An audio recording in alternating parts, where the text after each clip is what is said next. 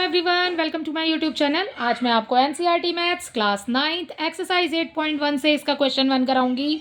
देखो बच्चे, क्वेश्चन 1 है, if the diagonals of a parallelogram are equal then show that it is a rectangle.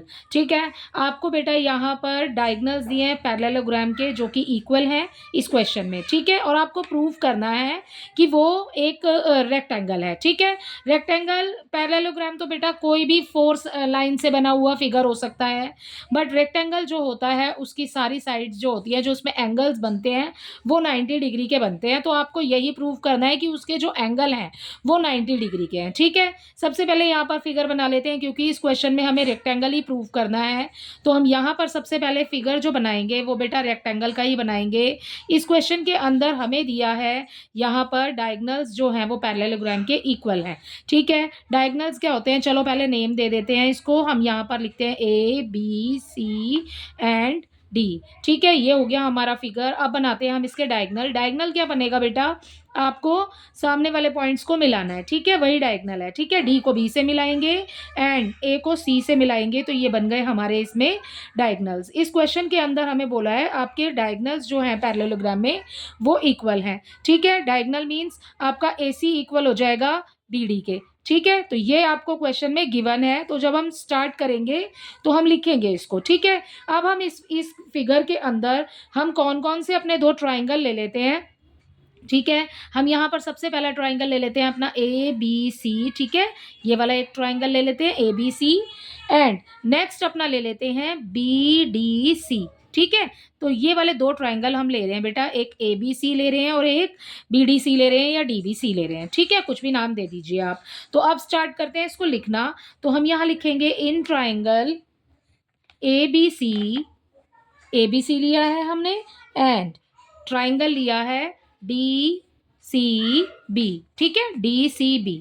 Okay, A B C and D C B, ये हमारे triangle हैं जो हमने इस क्वेश्चन में लिए हैं। आप देखो, आपको मैच क्या करना है इसमें। देखो, हमें तीन चीज़ें चाहिए। सबसे पहले तो इसको कॉन्ग्रुएंट प्रूफ करने के लिए, तो तीन चीज़ों में हमें सबसे पहले यहाँ पर दिए हुए हैं हमारे डायगोनल्स जो है वो इक्वल हैं, जो हमें गिवन है, हम वो ही लिख लेते हैं। सबसे पहले ए सी इक्वल हो जाएगा हमारा बी डी के, ये तो हमें गिवन है भाई, क्वेश्चन में हमें दिया हुआ है कि डायगोनल्स इक्वल हैं।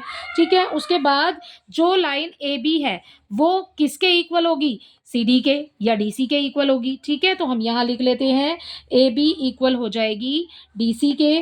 क्यों, ऐसा क्यों होगा बेटा, क्योंकि ये ऑपोजिट साइड ऑफ पैरेललोग्राम है। ठीक है, जो कि इक्वल होता है। ठीक है, तो हम यहाँ लिख लेते हैं opposite sides of a parallelogram. ठीक है, तो ये हो गया हमारा नेक्स्ट। ठीक है, अगला देखिए, यहाँ पर जो लाइन बी सी है ये तो बेटा दोनों में ही कॉमन है। देखो, ए बी सी में भी कॉमन है और डी सी बी में भी कॉमन है। ये लाइन हमारी कॉमन है, तो बी सी इक्वल हो जाएगा बी सी के। ठीक है, तो ये हम लिख देंगे यहाँ पर कॉमन। ओके, अब हमने तीन चीजें प्रूव कर दी हैं, तो जो हमने ट्राइंगल ऊपर लिए हैं वो कॉन्ग्रुएंट प्रूव हो गए। ठीक है, तो अब आप लिखेंगे यहाँ पे so triangle A B C congruent triangle D C B के। ठीक है, अब एंगल्स भी वही होगा। देखो, आपने जब ट्राइंगल प्रूव कर दिए तो एंगल बाइसिपिसिटी से वो भी इक्वल हो जाएंगे। सो आप लिखेंगे यहाँ पर angle A B C equal angle D C B के। ठीक है, बाय सीपीसीटी। ठीक है, अब देखो, इसमें हमने ये नहीं लिखा कि हमने कौन सी कॉन्ग्रुएंसी से इसको प्रूव किया है। तो बेटा यहाँ पर हमने देखिए, यहाँ पर हमने ए बी को ए बी के इक्वल प्रूव किया, डायगोनल को डायगोनल के इक्वल प्रूव किया, तो ये भी लाइन है, ये भी लाइन है। ठीक है, और हमने ये भी लाइन है, तो साइड साइड साइड कॉन्ग्रुएंसी से हमने इसको प्रूव किया कि बाय लिखेंगे बाय ट्रिपल एस कॉन्ग्रुएंसी। ठीक है, इससे हमने प्रूफ किया कि ये एंगल जो है, ये जो ट्राइंगल बने हुए हैं हमारे, ये कॉन्ग्रुएंट है। ठीक है, अब देखिए, बाय सीपीसीटी से हमारे एंगल्स भी प्रूव हो गए। अब भाई हमें ये बताना है इस क्वेश्चन के अंदर कि ये एक रेक्टेंगल है। ये फिगर जो बना हुआ है ये फिगर एक रेक्टेंगल है। इसको कैसे प्रूव करेंगे बेटा, देखो यहाँ पर हमें जो लाइन हमारी दी है ए बी और सी डी, ठीक है, ये दो लाइन्स हमें दी है इस क्वेश्चन के अंदर। ठीक है, A B and A B और सी डी, इसकी जो ट्रांसवर्सल लाइन होगी वो क्या होगी, बी डी। ठीक है, ये हो गया बी डी जो आपको दी है यहाँ पर। ठीक है, ये होगी आपकी ट्रांसवर्सल लाइन। तो बेटा हमारी सी डी जो है वो है ट्रांसवर्सल लाइन, ठीक है। अब ट्रांसवर्सल लाइन पर जो ऐड करके जो एंगल्स होते हैं ना वो 180 डिग्री के होते हैं, ठीक है। अब ट्रांसवर्सल लाइन है हमारी, तो हमारे जो एंगल्स होंगे वो होंगे हमारे 180 डिग्री के। सो अब इसमें हमारे जो एंगल हमें मिलेंगे इस क्वेश्चन के अंदर, देखो ये है हमारा एंगल बी और एंगल सी, दोनों ही एंगल, ये ट्रांसवर्सल लाइन है हमारी, ठीक है।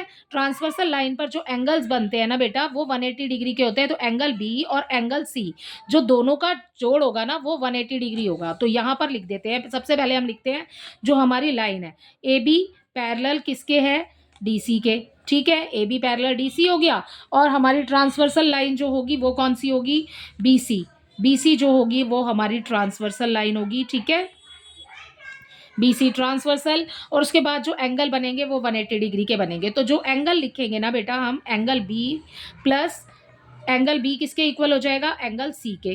और सब इन दोनों का टोटल कितना होगा 180 डिग्री, ठीक है। आप प्लस करके भी लगा सकते हैं, एंगल बी और एंगल सी दोनों 180 हो जाएगा, ठीक है। अब जब दोनों एंगल्स एक दूसरे के बराबर हैं, मैंने आपको बोला एंगल बी बराबर है एंगल सी के, अगर इक्वल का साइन यहाँ लगाते हैं तो एंगल बी इक्वल है एंगल सी के, तो ठीक है। अब एंगल बी को मैं दो बार लिख सकती हूँ क्योंकि एंगल सी एंगल बी के ही बराबर है, तो हम दो बी मान सकते हैं इसको। तो ये 2 हो गया, तो ये कितना हो गया, ट्वाइस ऑफ बी हो गया, ठीक है। और इक्वल कितना होगा 180 डिग्री, ठीक है भाई, ध्यान से समझ लो इसको।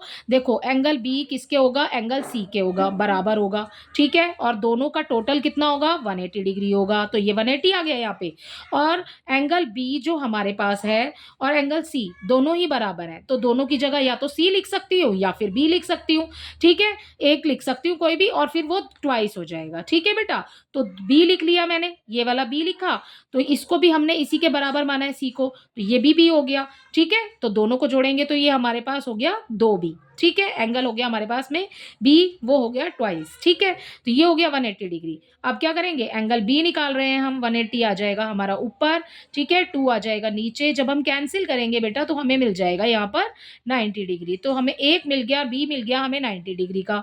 जब हमने बी को किसके बराबर माना था, सी के बराबर माना था, तो बी इक्वल हो गया सी के, कितना हो गया 90 डिग्री। अब इस फिगर में देखो, अब बी इक्वल है सी के 90 डिग्री। अब देखो इसमें सी किसके इक्वल हो जाएगा, ए के इक्वल हो जाएगा, ये भी 90 डिग्री होगा क्योंकि भाई ऑपोजिट है, ठीक है।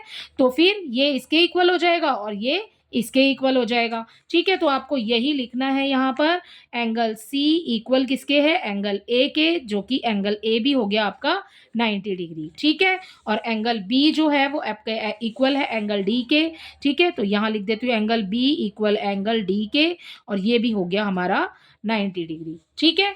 तो जब हमने एक प्रूफ कर दिया 90 डिग्री, तो उसके बाद हमने बाकी सभी प्रूफ कर दिए कि वो भी 90 डिग्री के हैं, ठीक है। जैसे हमने इसमें एक प्रूफ किया 90 डिग्री और बाकी सभी प्रूफ कर दिए कि वो भी 90 डिग्री के हैं। जब सारे ही एंगल्स बने हुए 90 डिग्री के हैं, सो इससे ये प्रूव होता है कि ये जो हमारा फिगर दिया है हमें पैरेललोग्राम, ये एक रेक्टेंगल है, ठीक है। इसी के साथ आपका क्वेश्चन नंबर 1 कंप्लीट होता है।